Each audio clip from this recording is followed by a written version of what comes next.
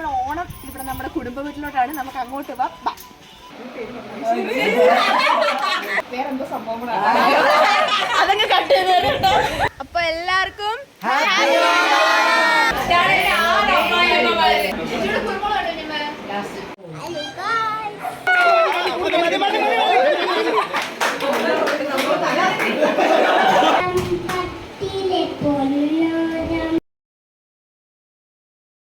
അപ്പം നല്ല ഫ്രഷ് ആയിട്ട് നമ്മുടെ ഓണം വ്ളോഗ് ഒന്ന് കണ്ടാലോ?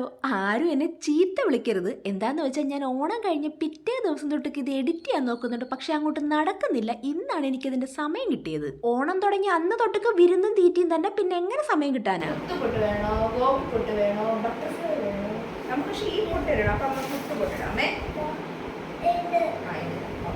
അതിന് ഇത് ഒട്ടിച്ചിട്ട് അതിടാം.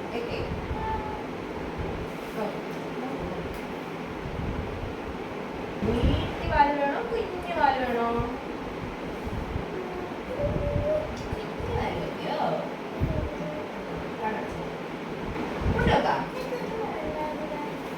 ഇതാണോ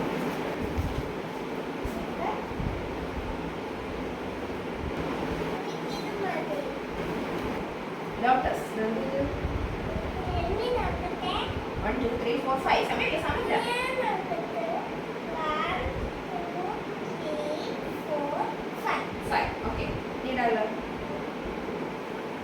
ഞാൻ ചാനൽ തുടങ്ങി ഇതിനോടകം ഒരുപാട് വട്ടം പറഞ്ഞ കാര്യമാണ്, ഞങ്ങൾക്ക് തിരുവോണം സ്വന്തം വീട്ടിലല്ല, മറിച്ച് ഏട്ടൻ്റെ കുടുംബ വീട്ടിലാണ്. ഞങ്ങൾക്ക് മാത്രമല്ല, ഈ കുടുംബത്തിലുള്ള, അതായത് ഏട്ടൻ്റെ കുടുംബത്തിലുള്ള എല്ലാവർക്കും അവിടെ തന്നെയാണ് ഓണം. അതുകൊണ്ട് തന്നെ നോർമലി ഞാൻ തിരുവോണത്തിനൊക്കെ വളരെ താമസിച്ചാണ് എണ്ണീക്കാറ്. പക്ഷേ ഇന്ന് എനിക്കൊരു മെയിൻ ടാസ്ക് ഉള്ളതുകൊണ്ട് തന്നെ രാവിലെ എണ്ണിട്ട് കുളിച്ച് വൃത്തി ആദ്യം തന്നെ പീലിയെ കുളിപ്പിച്ച് അവക്കടെ ഓണക്കോടിയൊക്കെ ഇട്ട് കൊടുത്ത് ഒരുക്കി സുന്ദരിയായിട്ട് ഒരു മൂലയിലോട്ട് നിർത്തിയിട്ടുണ്ട്. എന്നിട്ട് വേണം എനിക്ക് സമാധാനമായിട്ടൊന്ന് സാരി ഉടുക്കാൻ. അതാണ് ഗൈസ് എൻ്റെ മെയിൻ ടാസ്ക്, സാരി ഉടുക്കണം. പക്ഷെ പറഞ്ഞിട്ട് കാര്യമില്ല, ആ മൂലയിലോട്ട് ഞാൻ ഒരുക്കി സുന്ദരിയാക്കി നിർത്തിയേക്കുന്ന ഐറ്റം ഉണ്ടല്ലോ, അതങ്ങോട്ട് അടങ്ങിയിരിക്കൂല. ഇങ്ങനെ തുള്ളിക്കളിക്കണ കുഞ്ഞിപ്പുഴുവിനെ പോലെ എൻ്റെ മേത്തോട്ട് തന്നെ ഇങ്ങനെ ചൊറിഞ്ഞു കയറിക്കൊണ്ടിരിക്കും. ഞാനൊന്ന് മര്യാദയ്ക്ക് എവിടെയെങ്കിലും ഒരുങ്ങി പോകുന്നത് അവൾക്ക് ഇഷ്ടവേ അല്ല. പിന്നെ കൊച്ചിനെ കുറ്റം പറഞ്ഞിട്ട് കാര്യമില്ല, ഏകദേശം ഞാനും ഇങ്ങനെയൊക്കെ തന്നെ ആയിരുന്നു അമ്മ പറയാറുണ്ട്. മത്തം കുത്തിയ കുമ്പളം മുളക്കില്ലല്ലോ, അല്ലേ? പിന്നെ നിങ്ങൾ ഇപ്പൊ കണ്ടത് സ്നേഹപ്രകടനമോ റൊമാൻസോ ഒന്നും തന്നെ അല്ല. ഞാൻ അവിടെ കിടന്ന് തത്താ മാല ഇടാൻ വേണ്ടി കിടന്ന് കഷ്ടപ്പെടുന്ന കണ്ടിട്ട് വന്ന് ഇട്ട് തന്നതാണ്. അല്ലെങ്കിൽ ഇനിയും സമയം പോകുന്ന പുള്ളിക്കാരനറിയാം. അവസാനം ഒരുങ്ങി നിന്നിട്ട് മേക്കപ്പ് കൂടിപ്പോയോ ചേട്ടാ എന്ന് ചോദിച്ചപ്പോൾ കുറച്ച് കുറഞ്ഞാലേ ഉള്ളൂ എന്നുള്ള ഉത്തരം കേട്ടപ്പോഴത്തേക്ക് എനിക്ക് സമാധാനമായി. പിന്നെ കുറ്റം പറയാൻ വേണ്ടിട്ട് പുഷ്പലത ചേച്ചി ഒന്നും അല്ലല്ലോ ഇട്ടത്, ഞാൻ തന്നെയാണല്ലോ. അടുത്ത ഓണത്തിന് മേക്കപ്പ് കുറച്ചും കൂടെ സെറ്റാക്കാന്ന് പറഞ്ഞപ്പോഴത്തേക്കേട്ടിന് മൊത്തത്തിൽ തൃപ്തിയായി. അപ്പോഴേ പറഞ്ഞു മര്യാദയ്ക്ക് കഥവും പൂട്ടി വെളിയിറങ്ങിക്കോന്നു. ഈ പച്ച പിടിച്ചു എന്ന് പറയുന്നത് പോലെ ഞങ്ങൾ കുടുംബസമേതം പിങ്ക് പിടിച്ച് നേരെ അങ്ങ് ഏട്ടന്റെ വീട്ടിൽ പോയി. അവിടുന്ന് അമ്മയും അപ്പായും കുറച്ചും കൂടെ താമസിച്ച് വരാന്ന് പറഞ്ഞുകൊണ്ട് അനിയനെ വിളിച്ചുകൊണ്ട് ഞങ്ങൾ അങ്ങ് കുടുംബ വീട്ടിലോട്ട് പോയി. അപ്പൊ നമ്മൾ ഓണം ഇവിടെ നമ്മുടെ കുടുംബ വീട്ടിലോട്ടാണ്. നമുക്ക് അങ്ങോട്ട് വാ.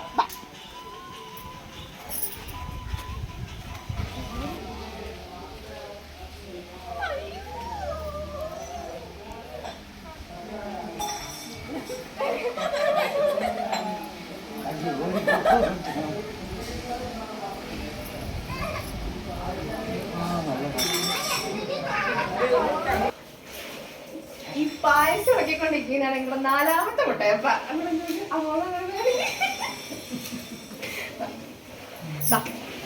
ഇതാണ് ആ മുട്ടയപ്പയുടെ വൈഫ്, ഞങ്ങളുടെ ബാമയമ്മ. ഇതാണ് ഞങ്ങളുടെ ചക്കുവപ്പ, ഞങ്ങളുടെ 2ാമത്തെ അപ്പ.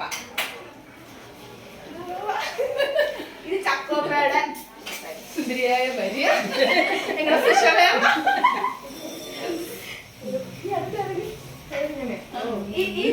ഈ കുഞ്ഞമ്മ എല്ലാരും കണ്ടാണ്. പീലിയുടെ ടീച്ചർ കുഞ്ഞമ്മ, പീലിയുടെ ട്യൂഷൻകാരി കുഞ്ഞമ്മ, സോറി അപ്പാമ്മ, പീലിയുടെ അപ്പാമ്മ, ഞങ്ങളുടെ ഏറ്റവും ഇളയ കുഞ്ഞമ്മയുടെ അമ്മ, ഞങ്ങളുടെ അമ്മാമ്മ.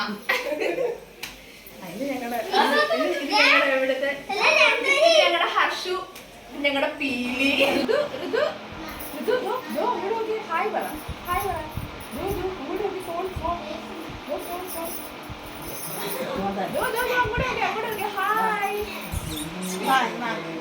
ഇത് ഞങ്ങളുടെ മൂത്ത ചേട്ടൻ ഹരീഷ്.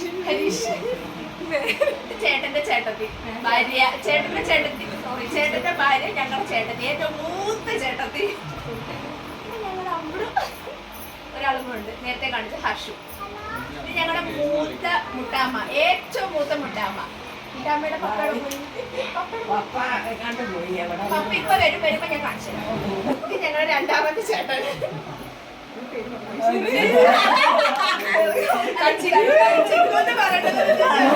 ശ്രീജിത്ത് ഞങ്ങൾ ചിക്കോണെന്ന് വിളിക്കും. ചിക്കോണ്ണന്റെ പത്നി സുചിത്ര. ഈ പുള്ളിക്കാരി എന്റെ വേറെന്തോ സംഭവം കൂടെ അതങ്ങ് കട്ട് ചെയ്തോ. ടീച്ചർ അമ്മയുടെ ഹസ്ബൻഡ് ഞങ്ങളുടെ പാപ്പൻ കൊച്ചച്ഛൻ ബിജു.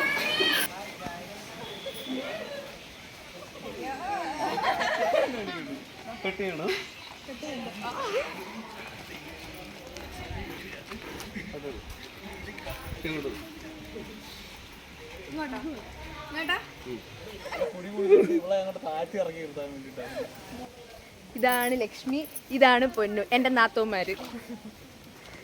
ഈ ഇരിക്കുന്നത് അക്കു, വിഷ്ണു എൻ്റെ അനിയൻ. ഇതതിൻ്റെ എൻ്റെ വേറൊരു അനിയൻ അമ്പാടി. അപ്പൊ എല്ലാവർക്കും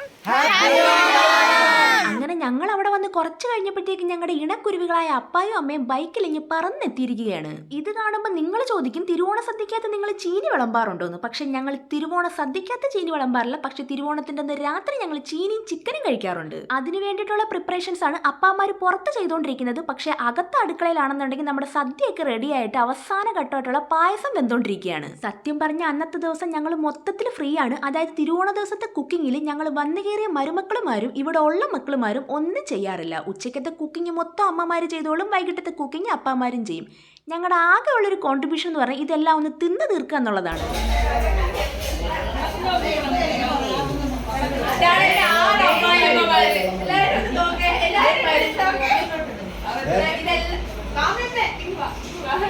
ഇതാണ് എന്റെ 6 അമ്മായിയമ്മമാരെ. എന്റെ 1 2 3 4 5 6 അമ്മായിയമ്മമാരുണ്ട് എനിക്ക്.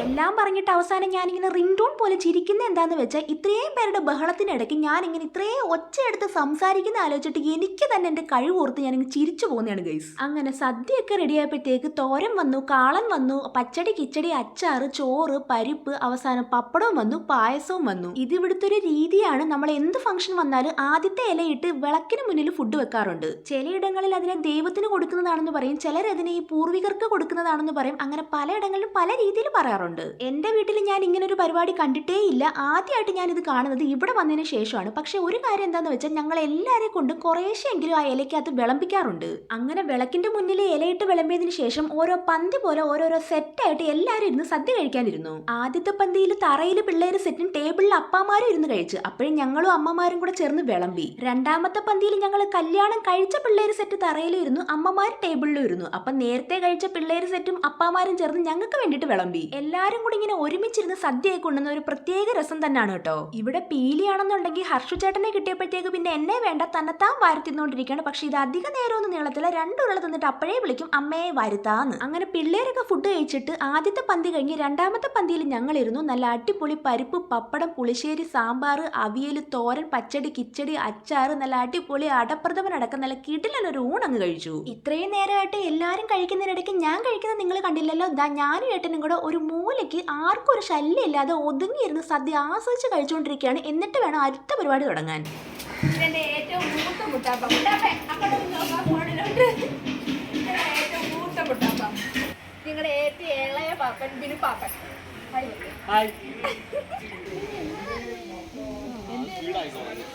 ഇതെന്നെ ഏറ്റവും ഇളയ കുഞ്ഞമ്മ.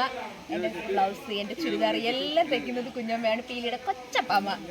ഇപ്പോൾ നിങ്ങൾ കണ്ടുകൊണ്ടിരിക്കുന്നതാണ് ഇതുവരെയും അപ്ലോഡ് ചെയ്യാത്തതും ഇനി ഒരിക്കലും അപ്ലോഡ് ചെയ്യാൻ സാധ്യതയില്ലാത്തതുമായ ഒരു റീലെടുപ്പ്. സ്റ്റെപ്പ് കണ്ടപ്പോഴേ പാട്ട് ഏതാണെന്ന് മനസ്സിലായി കാണുമല്ലോ അല്ലേ?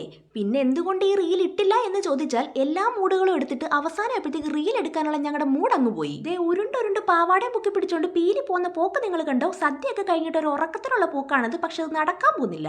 അങ്ങനെ തൽക്കാലത്തേക്ക് എല്ലാവർക്കും ഒരു ബായ് പറഞ്ഞ് ഡ്രസ്സ് മാറി വരാൻ വേണ്ടി ഞങ്ങൾ വീട്ടിലോട്ട് പോവുകയാണ്. ഇനി നമ്മൾ നേരെ വീട്ടിൽ പോയി ഡ്രസ്സൊക്കെ മാറ്റിയിട്ട് തിരിച്ചു വന്ന് ഇനി കുറച്ച് പരിപാടിയൊക്കെ ഉണ്ട് വീട്ടില്. ഡാൻസ് ഉണ്ട്, പാട്ടുണ്ട്, കുറച്ച് ഗെയിംസ് ഒക്കെ ഉണ്ട്, അങ്ങനെ കുറച്ച് കുക്കിങ്ങും തീറ്റിയും അങ്ങനെ കുറച്ച് പരിപാടികളൊക്കെ ഉണ്ട്. അപ്പോൾ പോയി ഡ്രസ്സ് മാറ്റിയിട്ട് വരാം. ഈ സദ്യ കഴിച്ച് മത്തടിച്ചു എന്ന് കേട്ടിട്ടുണ്ട്, പക്ഷെ അത് മത്തടിച്ച് കണ്ണ് കാണാൻ പറ്റാതായി എന്ന് നിങ്ങൾ കേട്ടിട്ടുണ്ടോ? പക്ഷെ അതാണ് എൻ്റെ അവസ്ഥ. അതാ ഏതോ 2 ചെരുപ്പ് ഇട്ടുകൊണ്ടാണ് ഞാൻ വന്നിരിക്കുന്നത്. ഒന്ന് എൻ്റെ ചെരുപ്പ്, ഒന്ന് വേറെ ആരുടെയോ ചെരുപ്പ്. എന്നെ കൊണ്ട് ഞാൻ തന്നെ തോറ്റു ഗൈസ്. ബാക്ക്ഗ്രൗണ്ടിൽ പീലി ഈ സെയിം ഡയലോഗ് തന്നെ പറയുന്നുണ്ട്, ഈ അമ്മച്ചിയെ കൊണ്ട് ഞാൻ തോറ്റുന്നു. പക്ഷെ അതെനിക്ക് എടുത്തിടാൻ പറ്റത്തില്ല, കാരണം എനിക്ക് കോപ്പിറൈറ്റ് കിട്ടും. അപ്പുറത്തെ ക്ലബിൽ പാട്ടിട്ടുകൊണ്ടിരിക്കുകയാണ്. അങ്ങനെ വീട്ടിൽ വന്ന് ഉടനെ തന്നെ ഉടുത്തിരുന്ന സാരിയും വലിച്ചൂരി കളഞ്ഞിട്ടിരുന്ന ആടയാഭരണങ്ങളും ഊരി മാറ്റി വെച്ചപ്പോഴാണ് ശ്വാസം നേരെ വേണത്. എന്നിട്ട് വിസ്തരിച്ചൊരു മേലുകുളിയും കൂടെ ആയപ്പോഴത്തേക്ക് സ്വസ്ഥം സമാധാനം. പിന്നെ വളരെ സിമ്പിൾ ആയിട്ടൊരു ഫ്രോക്കും ഇട്ട് മുടിയെല്ലാം കൂടെ വാരി പിടിച്ച് മേലോട്ട് കെട്ടിവെച്ച് ലിബാമോ ഇട്ടപ്പോഴത്തേക്ക് വൈകിട്ടത്തേക്കുള്ള എന്റെ മേക്കപ്പ് റെഡി. വലുതും ചെറുതും എല്ലാം കൂടെ അവിടെ കിടന്ന് കുത്തിമറിയാൻ വേണ്ടിയിട്ടുള്ള പോക്കാണിത്. അതുകൊണ്ട് തന്നെ പീലിക്ക് ഞാൻ സിമ്പിൾ ആയിട്ടൊരു കുട്ടി ഫ്രോക്കാണ് ഇട്ട് കൊടുത്തത്. ഞങ്ങൾ ഒരുങ്ങി തിരിച്ച് കുടുംബ വീട്ടിലെത്തിയപ്പോഴത്തേക്കും ഇവിടെ പരിപാടികൾ തകൃതിയായിട്ട് നടന്നുകൊണ്ടിരിക്കുകയായിരുന്നു. വെളിയിൽ അടുപ്പിൽ വേവിച്ച് ചീനിത അപ്പാമാര് ചേർന്ന് ഇവിടെ ഊറ്റി മാറ്റി വെച്ചുകൊണ്ടിരിക്കുകയാണ്. അകത്തെ അടുക്കളയിലാണെങ്കിൽ ഒരു സൈഡിൽ അമ്മമാര് ചേർന്ന് ഉള്ളി അരിഞ്ഞുകൊണ്ടേയിരിക്കുന്നു, അപ്പുറത്ത് ഉള്ളി വഴറ്റിക്കൊണ്ടേയിരിക്കുന്നു. അതായത് ഈ ഉള്ളി അരിയുന്നത് നമ്മൾ ചിക്കൻ വാങ്ങിക്കുമ്പോൾ അതിന്റെ പാർട്സും കൂടെ വാങ്ങിക്കാറുണ്ട് കേട്ടോ. അതിങ്ങനെ നമ്മൾ ഡ്രൈ റോസ്റ്റ് ആക്കി എടുക്കും. അതിന് വേണ്ടിയിട്ടാണ് അമ്മമാർ ഉള്ളി അരിയുന്നത്. ദാ ഇവിടെ ഉള്ളി വഴറ്റിക്കൊണ്ടിരിക്കുന്നത് ചിക്കൻ കറിക്ക് വേണ്ടിയിട്ടാണ്. പിന്നെ എന്റെ വകയായിട്ട് എന്തെങ്കിലും കൂടെ വേണമല്ലോ. പക്ഷെ ഇവിടെ വേറെ ഒരു ജോലി ഇല്ലാത്തത് കൊണ്ട് അവസാനം ഞാൻ തേങ്ങാക്കൊത്ത് അരിഞ്ഞു കൊടുക്കാന്ന് വിചാരിച്ചു. ഇവിടുത്തെ ചിക്കൻ കറിയുടെ മൊത്തത്തിലുള്ള കോൺട്രാക്ട് ഏറ്റെടുത്തിരിക്കുന്നത് മുട്ടാപ്പയും ബാമയമ്മയും കൂടാണ്. എന്തായാലും എന്റെ തേങ്ങാക്കൊത്ത് അരിയൊക്കെ ഇഷ്ടപ്പെട്ടിട്ടായിരിക്കണം എനിക്ക് വീണ്ടും വീണ്ടും കുഞ്ഞു കുഞ്ഞു ജോലികൾ വന്നുകൊണ്ടേയിരിക്കുന്നു. പക്ഷേ എന്റെ ഇടികലിലുള്ള പെർഫോമൻസ് എന്റെ ഭർത്താവിന് അങ്ങോട്ട് ഇഷ്ടപ്പെട്ടില്ല. അതുകൊണ്ട് ഞാൻ അഭിമാന പുരസരം പുള്ളിക്കാരനെ തന്നെ അത് ഏൽപ്പിച്ചിട്ട് അവിടെ നിന്ന് സ്കൂട്ടായി. അല്ല പിന്നെ ഞാൻ കഷ്ടപ്പെട്ട് മര്യാദയ്ക്ക് എന്തെങ്കിലും ഇങ്ങനെ ചെയ്തുകൊണ്ടിരിക്കുമ്പോൾ ചിരണ്ടി വന്ന് ഓരോ ഡയലോഗ് അടിക്കും. എന്നാ പിന്നെ തന്നെത്താൻ അതങ്ങോട്ട് ചേട്ടനേ അത്ര തന്നെ. അതൊക്കെ പോട്ടെ, നമുക്ക് എന്തായാലും വിഷയത്തിലോട്ട് തിരിച്ചു വരാം. ഇവിടെ ഒരു സൈഡിൽ ചിക്കന്റെ പാർട്സിന്റെ റോസ്റ്റ് ഉണ്ടാക്കിക്കൊണ്ടിരിക്കുന്നു, അപ്പുറത്തെ സൈഡിൽ ചീനി ഇങ്ങനെ ഇളക്കി മറിച്ച് സെറ്റാക്കിക്കൊണ്ടിരിക്കുകയാണ്. ഒരു സൈഡിൽ ചിക്കൻ കറിയും ആയിക്കൊണ്ടിരിക്കുന്നുണ്ട്. ഇത്രയും പേർക്കുള്ള ചീനി ഇങ്ങനെ പുട്ടുപോലെ ഇളക്കിയെടുക്കുന്നത് അത്ര നിസാരപ്പെട്ട കാര്യമൊന്നുമല്ല, നല്ല ടാസ്ക് തന്നെയാണ്. പിന്നെ നിങ്ങൾ ആരോടും പറയില്ലെങ്കിൽ ഞാൻ വേറൊരു കാര്യം കൂടി പറയാം. ഇത്രയും പേരുടെ വയറ്റിലോട്ട് എത്താനുള്ള ചിക്കൻ പാർട്സ് നമ്മുടെ കയ്യിൽ ഇല്ലാത്തതുകൊണ്ട് തന്നെ നമ്മൾ ചിക്കൻ പീസിൽ നിന്ന് കുറച്ചെടുത്ത് ഇറങ്ങി ചിക്കൻ പാർട്സ് ആയിട്ട് ഇടുന്നുണ്ട്. രണ്ടായാലും എന്താ ചിക്കന്റെ പാർട്സ് തന്നെയല്ലേ ചിക്കന്റെ പീസും. എന്തായാലും എന്താ തിന്നാ പോരെ അല്ലേ? നമുക്ക് ഈ ഒരു അവസരത്തിൽ ഇവിടെ അങ്ങനൊന്നുമില്ല. എന്ത് തന്നാലും എന്ത് കൊടുത്താലും ഞങ്ങൾ തിന്നും. അങ്ങനെ ചിക്കൻ കറിയും ചിക്കൻ പാർട്സ് റോസ്റ്റും ഒക്കെ പുറത്തെ അടുപ്പിലും അകത്തെ സ്റ്റൗവിലും ഒക്കെ ആയിട്ട് ഇങ്ങനെ വെന്തുകൊണ്ടേയിരിക്കുന്നു. അതിനിടയ്ക്ക് ഉച്ചയ്ക്ക് സദ്യ കഴിഞ്ഞിട്ട് ഇപ്പൊ ഒരുങ്ങിയിട്ട് വരാമെന്ന് പറഞ്ഞ് പോയവരൊക്കെ നല്ല ഉറക്കവും റെസ്റ്റും ഒക്കെ കഴിഞ്ഞ് വന്നുകൊണ്ടേയിരിക്കുന്നു.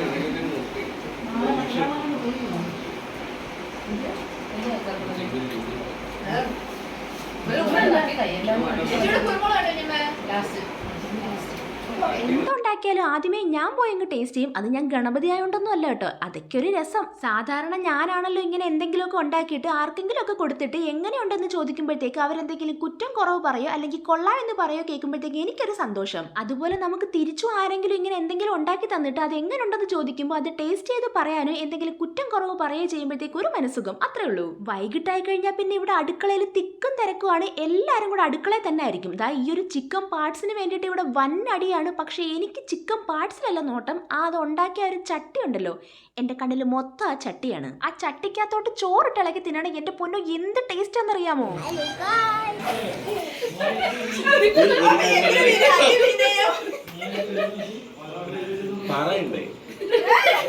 ആ ചട്ടി വടിച്ച് ചോറ് കഴിച്ചു കഴിഞ്ഞാൽ പിന്നെ കുറച്ചു നേരത്തേക്ക് നമ്മൾ പുറത്തിറങ്ങി റെസ്റ്റ് എടുത്തിട്ടാണ് അടുത്ത പരിപാടിക്ക് കയറുന്നത്.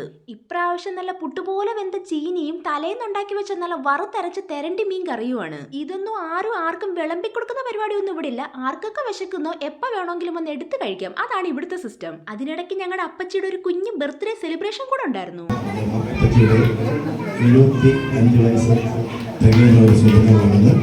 എല്ലാവരും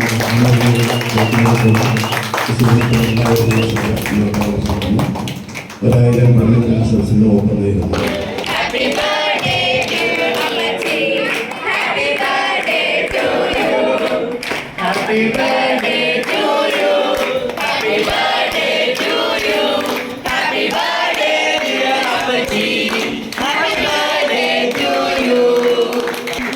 കുറച്ച് ദിവസം മുന്നേ ആയിരുന്നു അപ്പച്ചിയുടെ ബർത്ത്ഡേ. പക്ഷെ അന്നത്തെ ദിവസം എല്ലാവർക്കും കൂടെ ഒരുമിച്ച് കൂടാൻ പറ്റാത്തതുകൊണ്ട് തന്നെ തിരുവോണത്തിന്റെ അന്ന് അപ്പച്ചിക്ക് വേണ്ടിയിട്ട് ആങ്ങളമാരെല്ലാവരും കൂടി കൊടുത്തൊരു കുഞ്ഞ് ബർത്ത്ഡേ സർപ്രൈസ് ആയിരുന്നു ഈ ഒരു കേക്ക് കട്ടിങ്. ഇവിടുത്തെ അപ്പാമാർക്ക് 2 പെങ്ങന്മാരാണുള്ളത്. അതിനകത്ത് മൂത്ത പെങ്ങളാണിത്. ഇനി ഒരു പെങ്ങൾ കൂടി ഉണ്ട്, പക്ഷെ പുള്ളിക്കാരി മരിച്ചുപോയി. അങ്ങനെ കേക്ക് കട്ടിങ് സന്തോഷമൊക്കെ കഴിഞ്ഞ് ഞങ്ങൾ അടുത്ത പരിപാടിയിലോട്ട് കടന്നു. അതും തീറ്റി തന്നെയാണ് കേട്ടോ. കുറച്ച് ചീനി, മീൻകറി, ചിക്കൻ എല്ലാം ഉണ്ട്. പക്ഷെ എനിക്ക് ഈ തെരണ്ടി മീൻ അത്ര വലിയ പിടുത്തം ഇല്ലാത്തതുകൊണ്ട് തന്നെ ഞാൻ ചീനിയും ചിക്കനുമാണ് എടുത്തത്. വയറ് നിറച്ച് ഫുഡ് കഴിച്ചാലല്ലേ നമുക്ക് എനർജി കിട്ടും. എനർജി കിട്ടിയാലും നമുക്ക് വടം വലിക്കാൻ പറ്റും. സോറി, വടമല്ല, കയർ. വടംവലിക്ക് പകരം ഞങ്ങൾ ഇവിടെ കയറുവലിയാണ് നടത്തുന്നത്. ഞാൻ നിങ്ങളോട് ചുമ്മാ വെറുതെ പറയുന്നതല്ല. ഞങ്ങളുടെ കുടുംബത്തിലെ ഈ മൊത്തം ആൾക്കാരെ വെച്ചിട്ട് വേണമെന്നുണ്ടെങ്കിൽ ഒരു ക്ലബ്ബ് രൂപീകരിച്ച് ഓണാഘോഷം നടത്താം.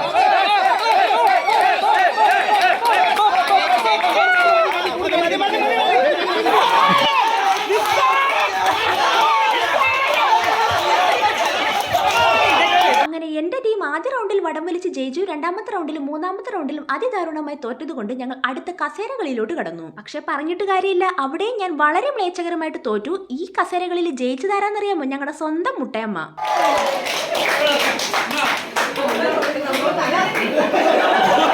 കസേരയ്ക്ക് വേണ്ടിയിട്ട് കറങ്ങി അവസാനം പുള്ളിക്കാരിക്ക് ഒറിജിനലായിട്ടങ്ങ് തല കറങ്ങി. അങ്ങനെ കായിക പരിപാടികൾ കഴിഞ്ഞു. ഇനി കലാപരിപാടികളായ നൃത്തങ്ങളിലേക്ക് പോവുകയാണ്. കുരുട്ടുകളുടെ ഡാൻസോടുകൂടി പരിപാടി അങ്ങ് തുടങ്ങി.